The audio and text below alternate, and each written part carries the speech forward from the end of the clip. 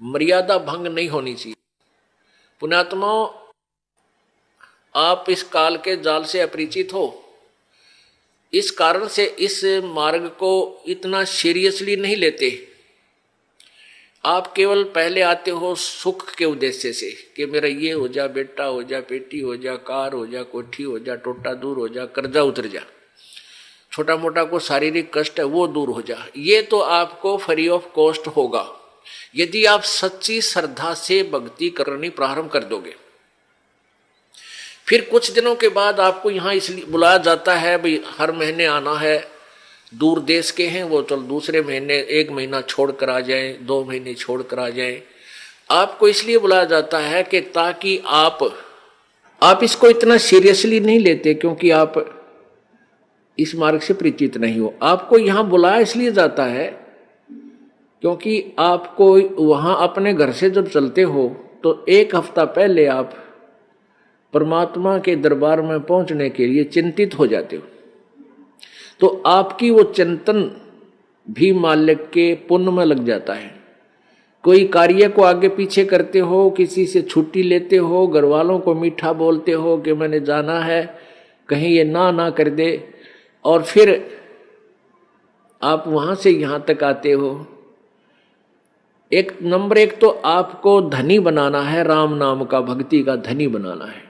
परमात्मा का विधान है, संत मिलन को चालिए तज माया अभिमाने, जो जो कदम आगे रखे ओहे यज्ञ समाने। क्या बताते हैं परमात्मा? अपना विधान बाप ही बता रहे हैं कबीर जी कि संत मिलन को चालिए। जब सतगुरु के दर्शनार्थ आप चलते हो,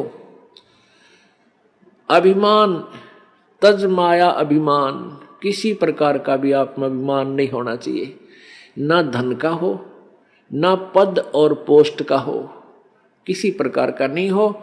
जैसे एक रोगी व्यक्ति जिसको पता लग गया कि तेरी जान जाने वाली है और वो डॉक्टर के पास जाता है, चाहे वो कितना बड़ा अधिकारी है और कितना पैसे वाला है, वहाँ वो अपनी उस पोस्ट और पैसे को नहीं आगे रखता, उसका दिखावा नहीं करता, अपनी जान बचाना चाहता है। डॉक्टर जहाँ कहता वहीं लेट जाता है, कपड़े उतारने को कहता तुरंत उतार देता है, कोई रिपोर्ट करवाने के लिए संकेत करता है, लिख कर देता, तुरंत उठ कर चला जाता है। तो पुण्यात्मा, सच्चे दरबार में जब भगत आवे, उसका दृष्टिकोण, उसका उद्देश्य, उसका भाव ऐसा होना चाहिए जैसे सीरियस रोगी, सीरियस पेशेंट और हॉस्पिटल में जाता है, उसमें कोई नखरा नहीं होता। ऐसे जब आप सच्चे दरबार में आओगे, आपको कितना पुण्य मिलेगा कि जहां से आप चले हो यहां तक आने के जितने भी आपके कदम, यानी जितने कदम बनते हैं, इतने यज्ञ के तुल्य आपको पुण्य मिलेगा उसको जो या निष्कपट भाव से आता है और निर्भिमान होकर आता है, जैसे रोगी जाता है हॉस्पिटल।